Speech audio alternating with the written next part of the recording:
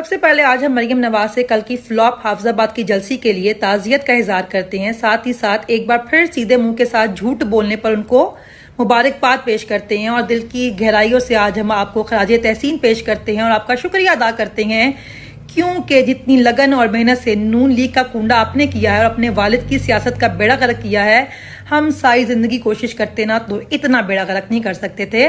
तो आज हम दिल से कहते हैं कि आप ही हमारी 12वीं खिलाड़ी हैं और पूरी कौम की तरफ से आज आपको फिटे मुंह। और कल मैंने सुना, इसे मैंने सुना नहीं क्योंकि सुनना आपको दुनिया का मुश्किल तरीन काम है, कल मैंने कहीं पढ़ा कि आप कह रही थी कि इमरान खान के बच्चे जो हैं वो लंदन बड़े सुकून से रहते हैं।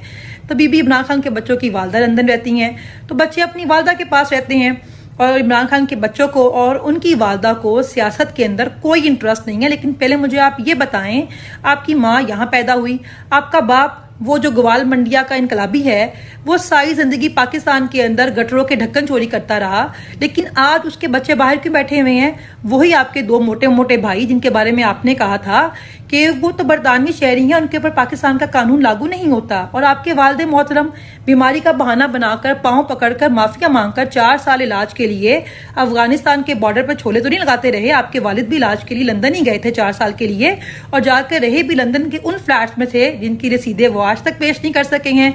और आप भी अपनी छोटी छोटी सर्जरीज करवाने के लिए लंदन ही जाती हैं। और वो जो आपका बेटा जिसको भी रिसेंटली तलाक हुई है वो कौन से वाले मुल्क में रह रहा है? तो प्लीज अपने मुंह से सुबह दोपहर शाम इमरान खान मत किया करें और अपने पटवारियों को आप और तरीके से बेवकूफ बना सकती हैं, जैसे कि आई लव यू बोल के। हालांकि मुझे पता है कि इमरान खान का नाम छोड़ना आपके लिए बहुत मुश्किल है क्योंकि आपको ऑब्जेशन है इमरान खान के साथ, लेकिन थोड़ा सा ख्याल बचाए सफदर का कर लें, बेचारा मस्कीन सा तो है।